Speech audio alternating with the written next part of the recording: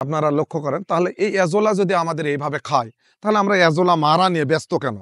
Azolla অত্যন্ত protein সমৃদ্ধ।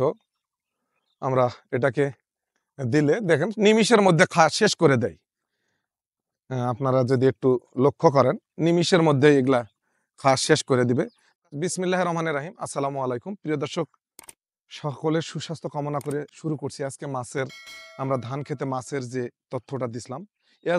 এজোলার কারণে আমরা মাছ দিতে পারতেছি না, বা এই সাইডে এজোলা দেওয়ার কারণে, এজোলা বেশি হওয়ার কারণে এর আগের একটা ভিডিও দিছিলাম আপনাদেরকে, মাছের ক্ষতি হচ্ছে।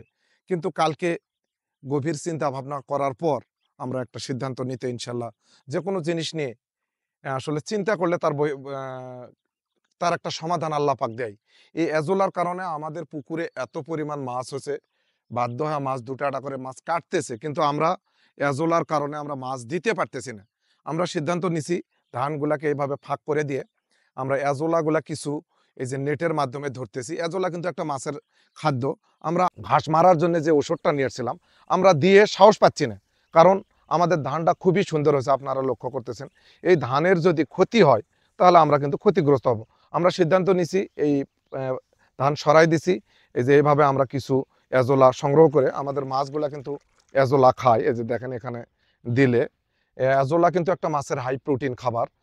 কাপ মাছ এজোলাগুলা খায়। আমরা যদি এখানে দিই, আপনারা দেখবেন, দেও তো বাবা, হ্যাঁ দেখেন এজোলা কিন্তু আমাদের প্রচুর পরিমাণ খাচ্ছে। আপনারা যদি লক্ষ্য করেন, তাহলে আমরা কেন এজোলাগুলাকে মারবো? আপনারা যদি একটু নিমিষের মধ্যে আমাদের মাছ কিন্তু খেয়ে ফেলে এগুলাকে।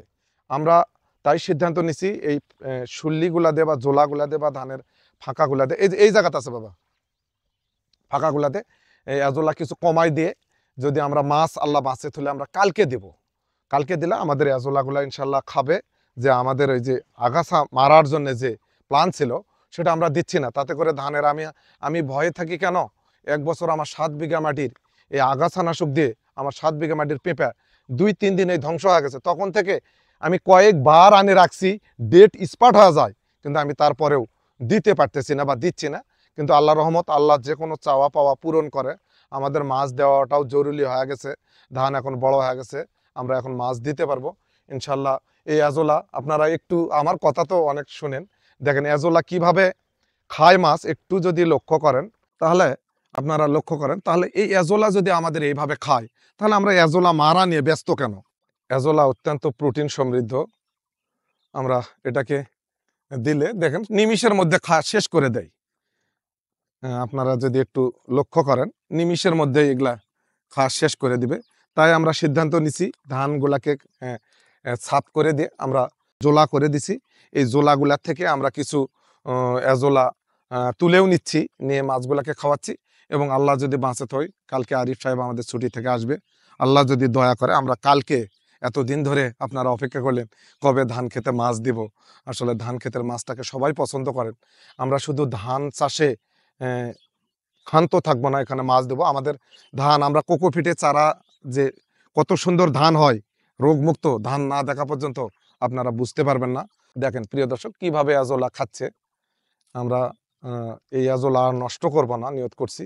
এখন আমরা বিকল্প ধারা, প্রতিটা জিনিসেরই বিকল্প আছে। আমরা এই শুল্লিগুলাতে যখন চাপ হবে, আমরা এইভাবে নেট দিয়ে তুলে না নিয়ে আমরা মাছ দিব। তাতে করে মাছ যে মারা যাওয়ার, এই যে এখানে পাতলা করে দিছি, এখন কিন্তু আর মাছ মারা যাচ্ছে না। এটাকে খুব চাপ আছে, এইদিকে যদি একটু আসেন রনি, এই সব দেবো, এটা আমরা পাতলা করে দিছি, আপনারা দেখেন এখন কিন্তু খুবই খাচ্ছে। এখন যেটুকু আছে এটা মাছ কভার করে দিচ্ছে আলহামদুলিল্লাহ। আজ এই তথ্যটাই আপনাদেরকে দিলাম। এজোলার সমস্যা আল্লাহ পাক আমাদের সমাধান করছে আলহামদুলিল্লাহ। আল্লাহর কাছে কোটি কোটি শুকরিয়া করি। এজোলা মাছের খাদ্য। কালকে ইনশাল্লাহ আমাদের সঙ্গে থাকবেন, কালকে আপনাদেরকে মাছ দেওয়ার চিত্র দেব। আসসালামু আলাইকুম।